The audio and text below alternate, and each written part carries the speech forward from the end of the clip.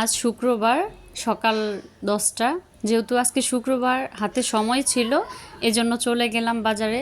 আসসালামু আলাইকুম এভরিওয়ান, কেমন আছেন? আশা করছি সবাই ভালো আছেন। আমিও আমার ফ্যামিলি নিয়ে ভালো আছি আলহামদুলিল্লাহ। আমার এই ভিডিওটাকে কোথা থেকে দেখছেন কমেন্ট করে জানাবেন। এখানে মা হাঁসটা পুড়ে নিচ্ছিল আর আমি দাঁড়িয়ে দাঁড়িয়ে দেখছি। ছোটোবেলা থেকেই আমার মা যখন এই কাজগুলো করে তখন আমার দেখতে খুবই ভালো লাগে।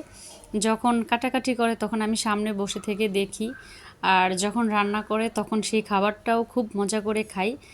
আর এই কাজগুলো আমার ছোটোবেলা থেকেই অভ্যাস, আমার খুবই ভালো লাগে। অনেক দিন ধরেই হাঁস খাবো ভাবছিলাম, কিন্তু সময়ের কারণে বাজারে যাওয়া হয় না। আজকে যেহেতু ভাবলাম শুক্রবার, বাজারে চলে যাই, মা মেয়ে বাজারে চলে গেলাম। আর এখানে 2টা হাঁস নিয়ে আসলাম। এখন যেহেতু গরমের সিজন, শীতের সিজন না, আর হাঁসের মাংস একটু কম। তো যাই হোক আলহামদুলিল্লাহ, এখানে মা হাঁসের মাংস রান্না করে নিয়েছে। আর যেহেতু আজকে শুক্রবার, শুক্রবার মানেই অন্যরকম একটা আনন্দ, ভালো খাওয়া দাওয়া, ঘোরাঘুরি করা। এই তো আমাদের মধ্যবিত্তদের এখন বাজারে যে টাকা ফেরত নিয়ে আসাটা খুবই মুশকিল হয়ে গেছে। আগে জিনিসের মান কম ছিল, টাকার মান বেশি ছিল, আর এখন টাকার মান কমে গেছে কিন্তু জিনিসের মান বেড়ে গেছে। আর এই তো শুক্রবার খাওয়া দাওয়া শেষ করে বাচ্চাদেরকে নিয়ে বেরিয়ে পড়লাম একটু ঘোরাঘুরি করার জন্য। এটা ছিল নিউ মার্কেট। এখানে বাচ্চারা এর আগেও গিয়েছিল কিন্তু এই কেবল কারে ওঠেনি। আজকে বায়না ধরলো এই কেবল কারে উঠবে, তাই ওদেরকে উঠিয়ে দিলাম। তো এখানে বাচ্চারা এনজয় করছিল আর আমরা হাজব্যান্ড ওয়াইফ দেখছিলাম। তো এখানে যে পপকর্ন ছিল, পপকর্ন নিলাম। এখানে বেশি একটা খাবারের আইটেম ছিল না, আর আইসক্রিম ছিল। বাসায় যেহেতু আমার আইসক্রিম আছে, এজন্য আইসক্রিম আর খাওয়া হলো না। তো এখানে দেখছিলাম যে ম্যাঙ্গোটাই আমার বাসায় ছিল, এজন্য আর বাকিগুলো খাওয়া হয়নি।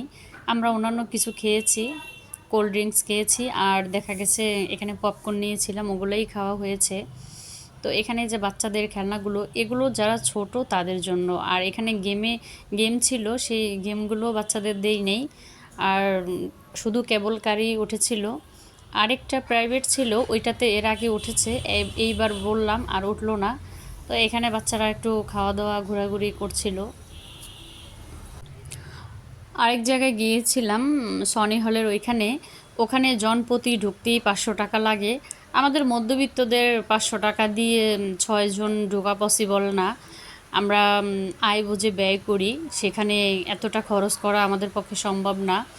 একদিনে অনেক টাকা খরচ করব, তারপরে আর খরচ করতে পারবো না, এভাবে চলাটা ব্যয় হিসাবই হয়ে যায়। এজন্য আর ওখানে গেলাম না। যেটা আমাদের আয়ের ভিতরে পড়ে, সাধ্যের ভিতরে পড়ে, আমরা ওইখানেই চলে গেলাম। তো দেখা গেছে বাচ্চারা একটু এনজয় করলো আর আমরা দেখলাম। আর যখন একটা জিনিস যখন বয়স হয়ে যাবে তখন আর সময় থাকবে না, টাকাও থাকবে না। আর যখন বয়সটা কম থাকবে তখন একটু ঘোরাঘুরি করা, আনন্দ করা, এইটাই আমাদের মধ্যবিত্তদের সাথে যায়। সারা সপ্তাহ যেভাবে আমরা বাসায় থাকি, রুটিন অনুযায়ী চলাফেরা করি, সকালে বাচ্চাদের স্কুল, দুপুরে রান্না, সন্ধ্যার নাস্তা, সব মিলিয়ে আমাদের একটা ব্যস্ত সময় পার হয়। যখন সাপ্তাহিক ছুটি শুক্রবার দিন আসে তখন আমাদের একটু অন্যরকম প্ল্যান থাকে যে আমরা একটু বাহিরে যাব। এক এক সময় বাসায় গেস্ট আসে, বাচ্চাদের নিয়ে একটু বাহিরে যাওয়ার প্ল্যান থাকে, ঘোরাঘুরি করার প্ল্যান থাকে। আবার কত সময় আবহাওয়া ওয়েদার খারাপের জন্য তখন যাওয়াও হয় না। তো সব মিলেমিশে এই যে এরকম দিন পার করতেছি আমরা। তো এখানে বাচ্চারা খুব কেবল কারগুলো চালাচ্ছিল, উনি দেখিয়ে দেখিয়ে দিচ্ছিল।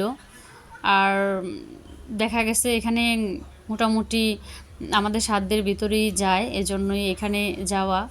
তো এখানে আর ঢোকার জন্য কোনো টাকা দেওয়া হয় না। এটাই তো আমাদের জন্য দেখা গেছে যে মধ্যবিত্তদের জন্যই চলে। যেখানে ঢোকার জন্যই 500 টাকা দেওয়া হয়, সেটা আমাদের জন্য হয়তো সম্ভব না। তো এই সব মিলিয়ে এখানে এই যে ঘোরাঘুরি করলাম, আমরা একটা ভালো সময় পার করলাম। সবাই ভালো থাকবেন, সুস্থ থাকবেন। আসসালামু আলাইকুম।